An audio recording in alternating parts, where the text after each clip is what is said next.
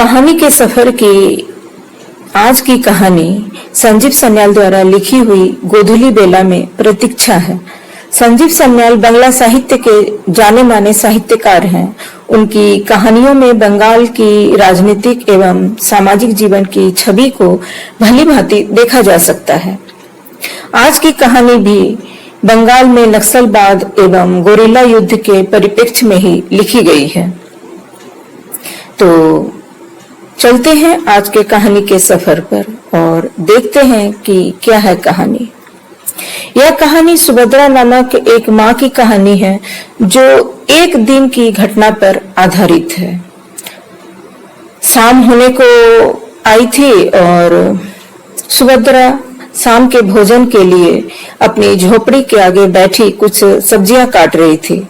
पहाड़ियों पर से अस्त होता सूरज लंबी छायाएं फेंक रहा था। चोटी के ऊपर से जहां वह खड़ी थी, नीचे के बाकी गांव को वह भली भांति देख सकती थी। शाम के लिए जलाई जाने वाली आग जलने से कुछ झोपड़ियों में से धुआं धीरे धीरे उठ रहा था। अपने बसेरों में लौटती चिड़ियों की चहचहाहट, खेलते हुए बच्चों की हंसी और दिन भर चरने के बाद लौटते पशुओं की घंटियों की झंकार सुनाई दे रही थी।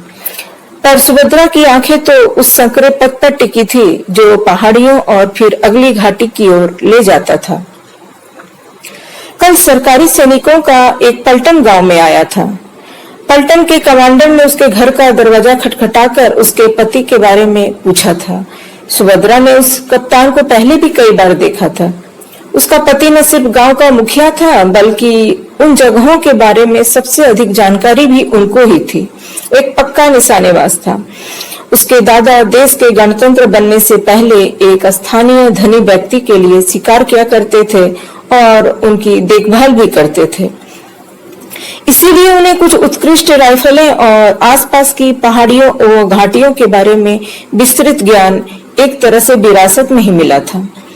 हालांकि अब बड़े पशुओं का तो संरक्षण हो चुका है, पर वे अभी भी खेतों में होने वाले थोड़े बहुत उत्पादन की पूर्ति हेतु छोटे पशुओं का शिकार करते हैं और सरकारी अफसरों के गाइड होने के कारण भी वे कभी कभी थोड़ा बहुत कमा ही लेते हैं।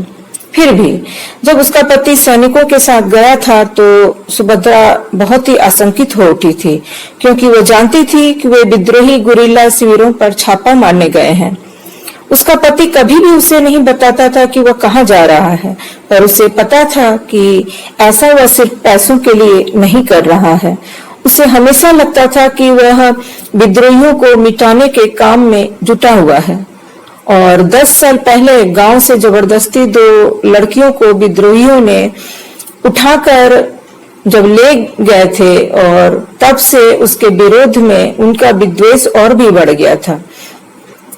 उसके बाद किसी को भी उन लड़कियों के बारे में कोई जानकारी नहीं मिली थी, पर गांव वाले एकजुट हो गए थे। सुभद्रा के पति की अगुवाई में विद्रोहियों को आसपास के इलाकों में अपना प्रभाव स्थापित करने नहीं दिया गया था और वे दक्षिण की तरफ भाग गए थे। हालांकि जब कल सुबह सैनिक आए थे तो उसका पति घर पर नहीं था। वह कुछ अन्य पुरुषों के साथ एक याचिका देने राज्य की राजधानी में गए थे, जहां पहुंचने में 3 दिन तो लग ही जाते हैं। कमांडर उसके न होने की बात सुन थोड़ा परेशान हो गया। उसने बताया कि उनके पास पुख्ता जानकारी है कि एक बहुत ही महत्वपूर्ण विद्रोही नेता यहाँ से आधे दिन की दूरी पर शिविर लगाए बैठा है। वे उसे बरसों से ढूंढ रहे थे। यह उसे पकड़ने का अच्छा अवसर है, पर उन्हें किसी ऐसे व्यक्ति की आवश्यकता है जो इस इलाके के चप्पे चप्पे से वाकिफ हो। यह सुनकर कि उनका गाइड है ही नहीं, कमांडर वापस अपने सैनिकों के पास गया और वे आपस में ही कुछ बातें करने लगे और सोचने लगे कि अब क्या किया जाए। थोड़ी देर में कप्तान वापस उसकी झोपड़ी में आता है और पूछता है क्या गांव में कोई है जो उनकी मदद कर सकता है। तब सुभद्रा के 16 वर्षीय बेटे ने कहा कि वह गाइड बनकर चलने को तैयार है। सुभद्रा ने इसका कड़ा विरोध किया। आखिरकार उसकी अभी उम्र ही क्या थी। बेटे ने हट किया कि वह जाना चाहता है।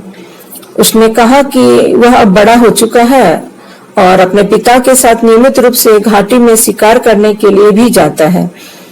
तो उसे उस इलाके के सारे जल विवरों और गुफाओं के बारे में जानकारी है।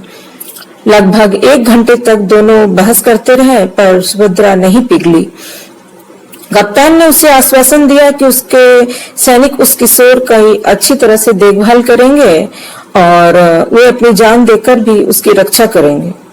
इस तरह आखिरकार बड़ी अनिच्छा से उसने अपने बेटे को जाने की अनुमति दे दी। अब वो अपनी झोपड़ी के बाहर बैठी इस आशा से प्रतीक्षा कर रही है कि उसका बेटा अंधेरा होने से पहले लौट आएगा। दूर से उसी रास्ते में कुछ आदमी आते हुए दिखाई दे रहे थे। सुभद्रा एकदम से उठ गई और ठीक से देखने के लिए चोटी के किनारे पर चली गई। वे अभी भी काफी दूर थे और जलती बुझती रोशनी एवं डूबते सूरज की छाया में वह पहचान नहीं पा रही थी कि इनमें से उसका बेटा कौन सा है। उसे इस बात से कोई मतलब नहीं था कि उन्हें विद्रोही गुरिल्ले मिले थे या नहीं। बस वह तो यही चाहती थी कि उसका बेटा घर आ जाए। अभिमन्यु की कहानी इतनी प्रसिद्ध है कि लेखक ने पाठकों पर ही यह अनुमान लगाने के लिए छोड़ दिया कि आगे क्या हुआ होगा।